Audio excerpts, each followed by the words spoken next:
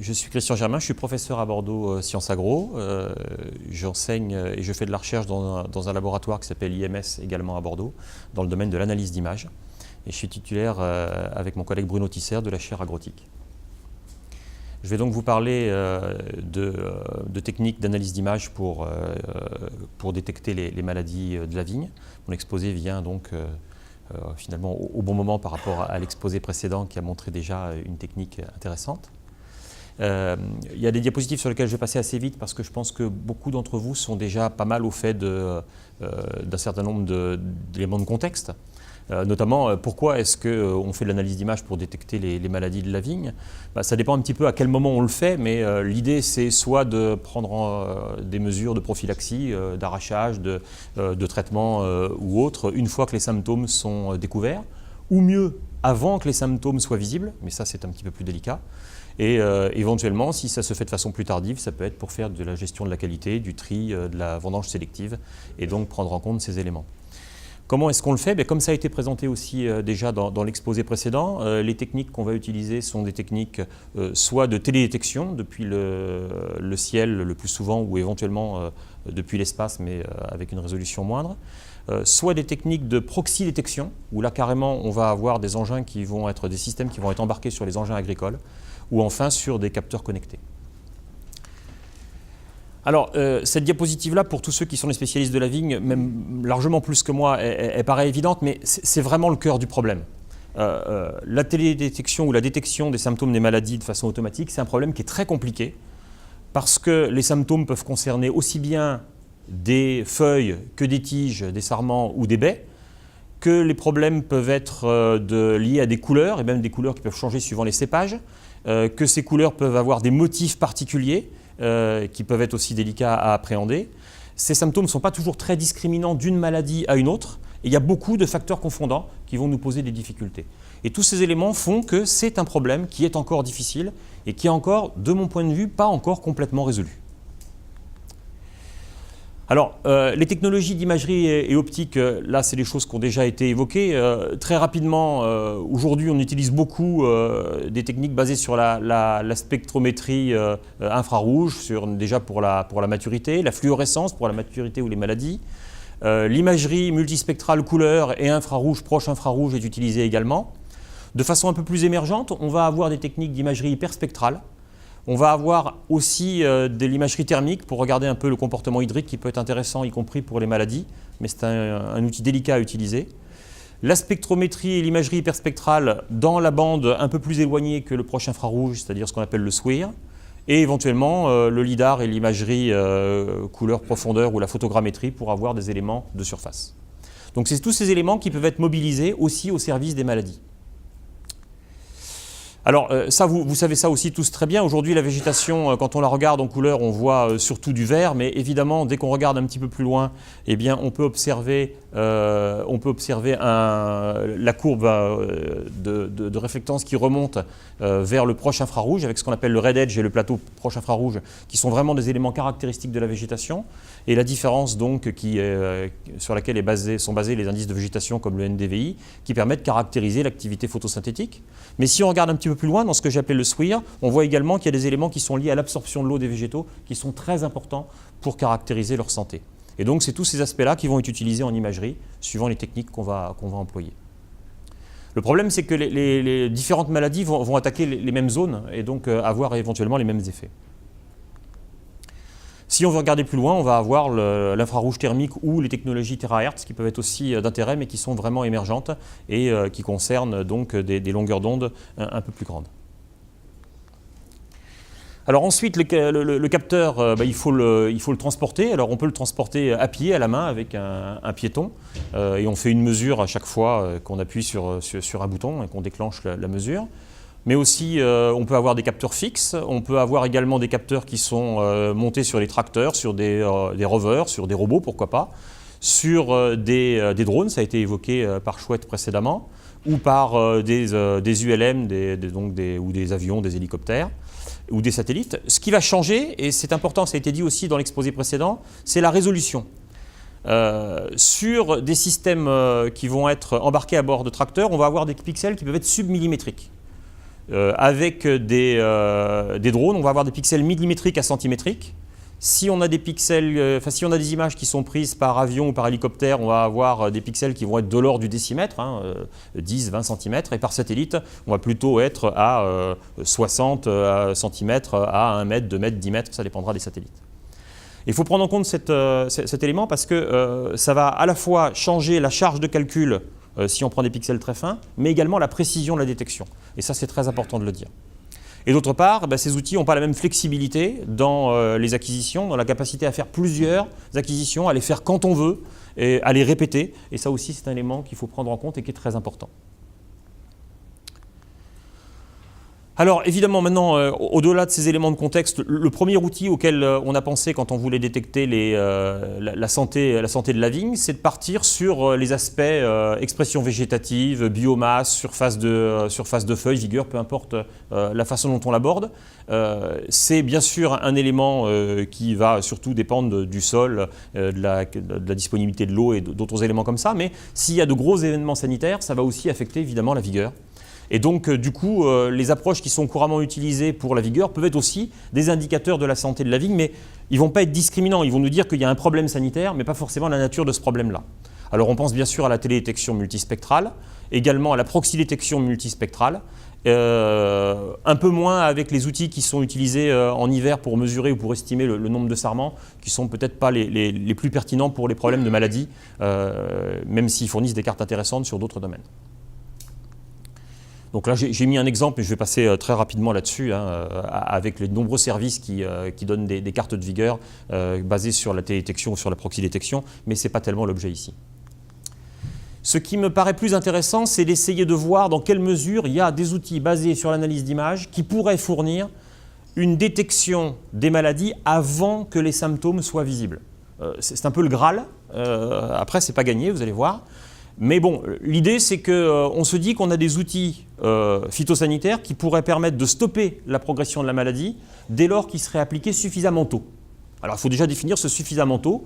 Par exemple, si on sait qu'un traitement va être efficace 5 jours après l'inoculation, que les symptômes, eux, ne sont visibles que 20 jours ou 25 jours après l'inoculation, est-ce qu'on a moyen quand même de détecter ces symptômes plus tôt?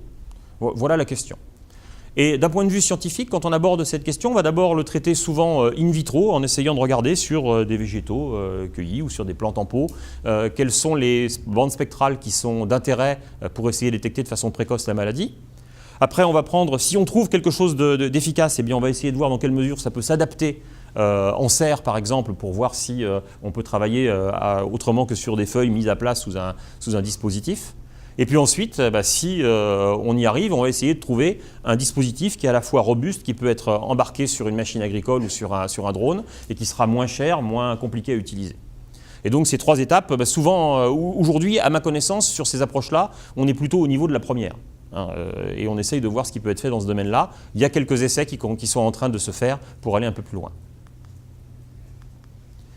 Donc voilà un exemple. Alors je suis désolé, il n'est pas viticole, c'est des travaux qu'on a fait dans notre laboratoire et qui sont en cours aujourd'hui en collaboration avec l'UMR-ITAP à Montpellier sur la tavelure du pommier. Mais a priori, bon, c'est une maladie qui n'est pas très éloignée de certaines maladies qui vous préoccupent sur la vigne. Et donc la stratégie ici, ça a été de prendre des plantes en pot, d'inoculer la maladie. DAI, c'est le jour d'inoculation, donc on sait que les symptômes vont être visibles à DAI plus 21, donc 21 jours plus tard, mais on sait que les traitements sont efficaces que si on les applique dans les 5 premiers jours. Et donc du coup, on va attendre de voir où est-ce que les taches apparaissent, et ensuite on va remonter le temps sur les images qu'on a prises précédemment pour essayer de voir jusqu'à quand on peut les détecter. Et donc, ce qu'on observe déjà en termes spectrales, c'est qu'entre les feuilles saines et les feuilles malades, eh bien, on voit effectivement des choses se produire, notamment aux alentours d'une longueur d'onde qui est une des longueurs d'onde d'absorption de l'eau. Donc, ça veut dire que le comportement hydrique de la feuille change, et il change très tôt. Et si on fait cette remontée dans le temps en regardant ce qui se passe et en fabriquant des indices qui sont basés sur cette mesure spectrale, eh bien, ce qu'on observe, c'est des symptômes qui apparaissent déjà qui ne sont pas visibles à l'œil, mais qui sont très visibles à D11, donc 11 jours après l'inoculation. Et quand on remonte dans le temps, D10, D9, D6, D5, etc., on voit que les symptômes commencent déjà à être visibles à 2 jours après l'inoculation, alors que je vous rappelle qu'ils ne seront visibles à l'œil nu que 20 jours plus tard. Donc c'est encourageant.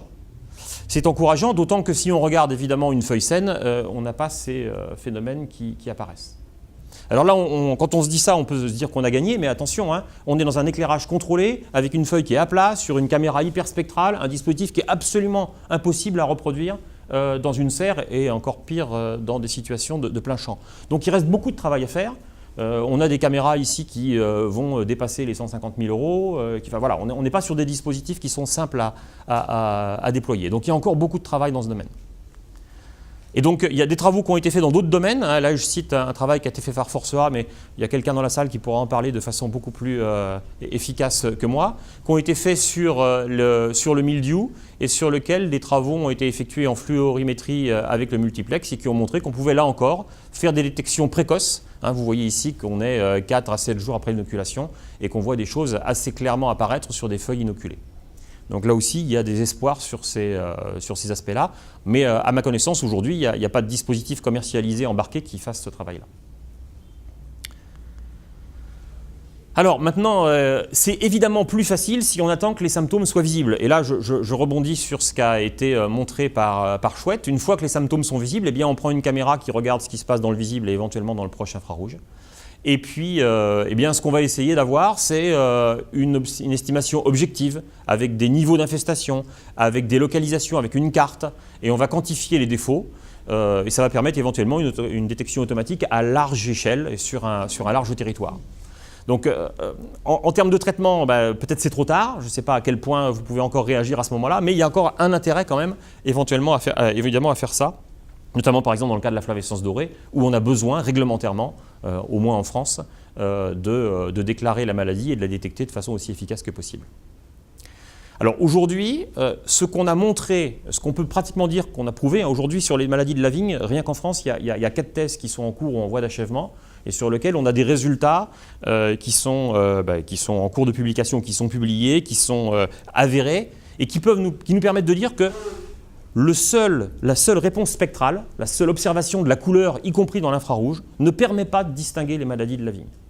Donc ça veut dire que si on regarde à un niveau de pixels qui est trop grossier pour regarder autre chose que le spectre, c'est-à-dire la couleur, eh bien il n'est pas possible de distinguer par exemple une flavescence dorée d'une maladie du bois de la vigne parce que ça va être un symptôme de rougissement ou de jaunissement qui ne permet pas de faire ces détections.